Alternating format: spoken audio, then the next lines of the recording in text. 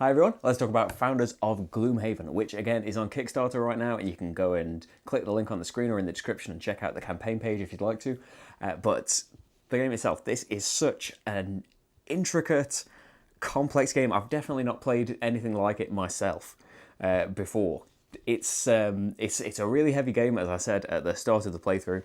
Definitely heavier than games that I'm used to, but the thing that's really interesting in it is how it encourages and in a way forces cooperation between the players. And it's absolutely not a cooperative game. It's a very, very competitive game. But just from the virtue of the fact that at the very start of the game, you'll get these resources and you are kind of purposely blocked out of resources that would work really well together. You know, the things that make your recipes, you're only going to have one half of that recipe. Someone else is going to have the other half. And so it's all about trying to see what they're doing, see where you can get in. It's a game all about opportunism, really. You have to be focusing the entire time. That's a really good thing about it. There is some downtime if people are planning their own main turns, but not really, because you have to constantly be on alert, because whatever they are doing is giving you a follow action, whether that's a really useful action to what you want to do at that time, or, you know, sure, sometimes you're just going to be taking the money or building a road, but even those things can be perfect. That one money can be getting you the money you need to be able to afford the next turn, or building that road could make, you saw in this game, it made a huge connection and basically ended the game making that connection, because all of the missing pieces were kind of in opposite halves of the map, and once they joined up, everything got delivered and it was over. That one road was vital to the game. And then when it gets on and you can use your workers on all of these actions and things, it really ends up as every turn the stakes are really high, because everything can change based on what you do. Sure, a lot of the time that's not going to happen, but things really converge in a beautiful way. And you have to be aware of that when you're planning your own turn as well, of what opportunities am I giving people. I know they're working towards building this advanced building. I don't want to do the advanced building and give them the opportunity to just do it, and then they can put something out on their turn, do something else. Just putting the stalls out is a really thinky task, because you putting out your resource, great. Depending on where you put it though, you're going to have to open yourself up to the chance that the other players are just going to buy straight into your resource that you just put down. Sure, you're going to get some money out of that, but what if the player buying into it has got enough money to build the advanced resource you were about to build? And so you putting that down has just given them the opportunity to swoop in and take that ahead of you.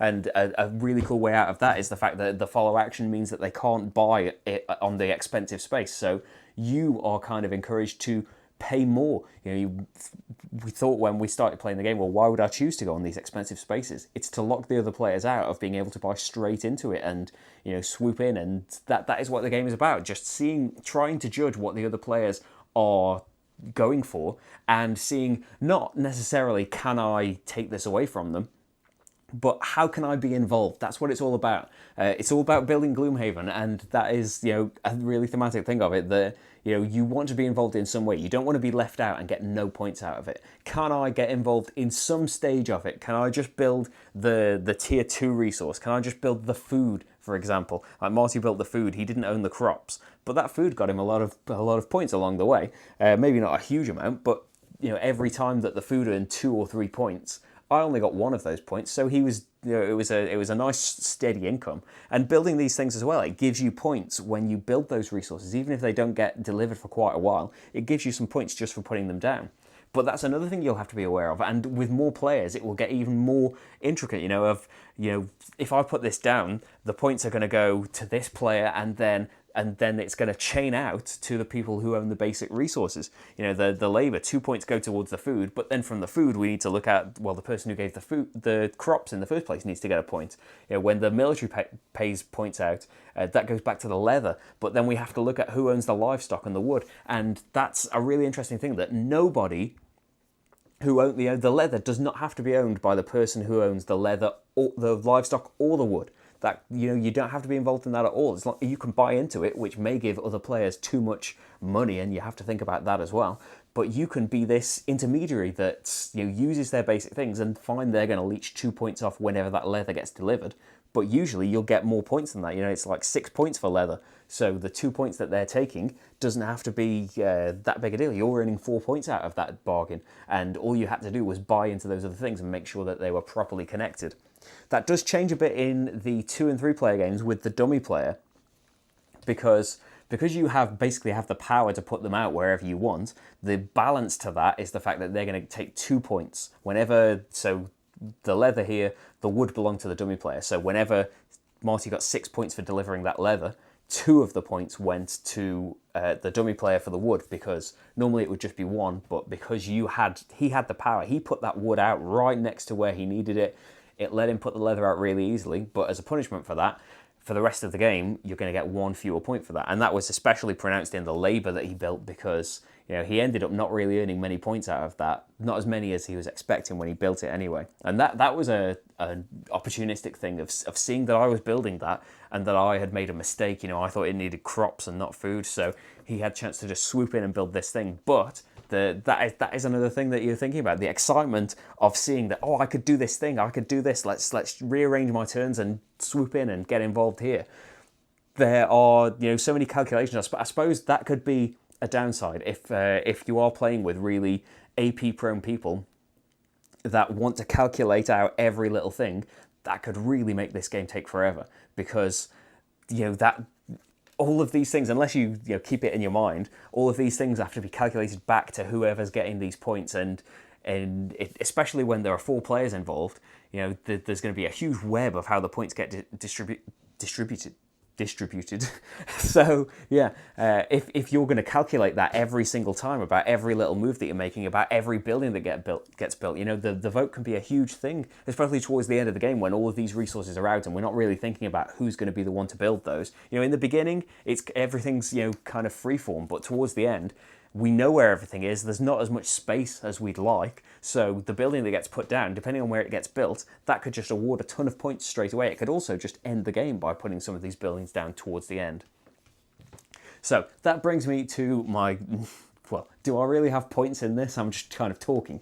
But yeah, it brings me to my next thing of the game at the start is definitely open. You can just do anything you want. You have your resources, you have a bit of a guide of the resources that you can make. Maybe you just want to build those, but what if those resources just aren't out yet? If the buildings that are going to come out just don't involve them in any way. Like I had stone. If stone hadn't been on any of these things and it was the more complicated resources, or bricks, stones and bricks hadn't come out in the starting buildings, I have to kind of diverge then and think about what I'm doing instead.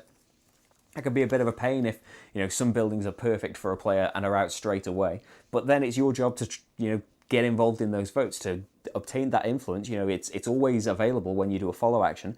Take that fleeting influence, take control of the votes, and make sure that people don't get the buildings that are perfect for them, or at least don't get to place them exactly where they want, because that is a pitfall of the game. If you just let one person get in control of the votes, just by not thinking it's as important as it is, then they're going to get not only the perfect buildings to them, but they're going to put them connected to their things already and just rake in the points. And they might not necessarily have to make these big connections.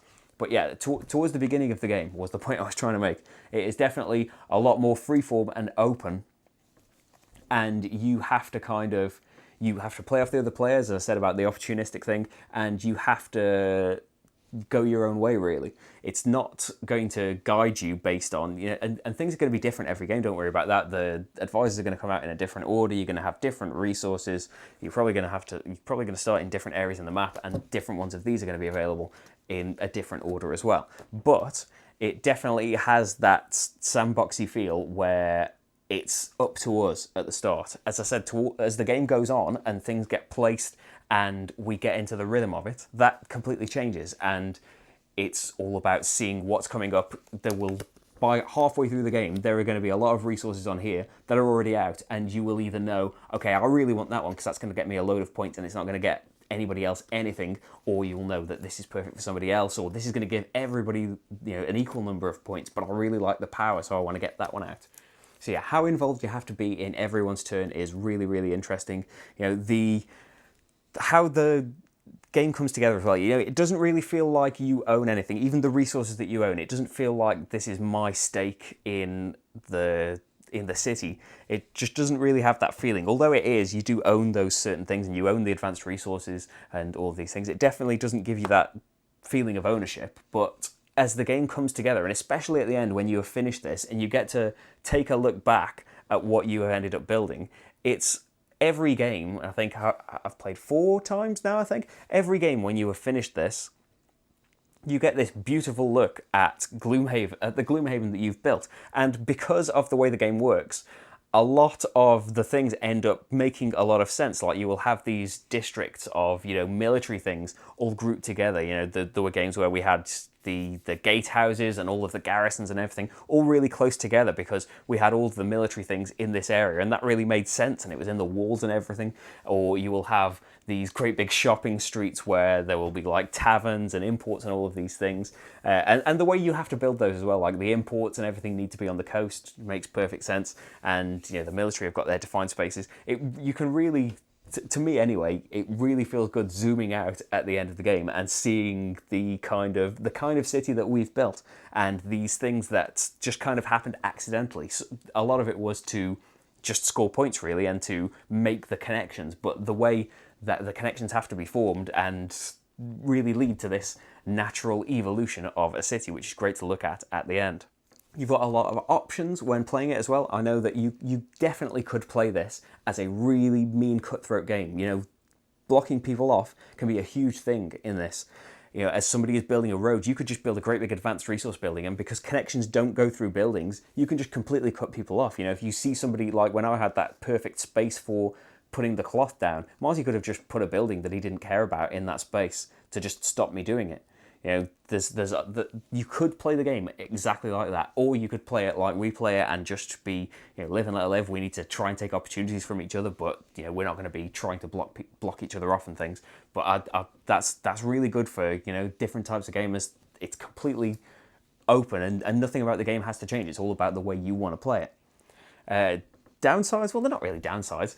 You have to know that, and maybe I should have said this early on, I think it's really telling, how small Gloomhaven is in the title of this, because I have thought about, the huge popularity, and rightly so, of Gloomhaven might lead to a lot of people, excitedly just seeing, oh, Gloomhaven, and just backing because, it's Isaac, it's Gloomhaven, great. But you do need to be aware that it's Gloomhaven in theme only, and the theme really, really does come through. That it's these races that have come together, the powers and the resources that you start with are really, really tied to what those races are, if you know about them from Gloomhaven already.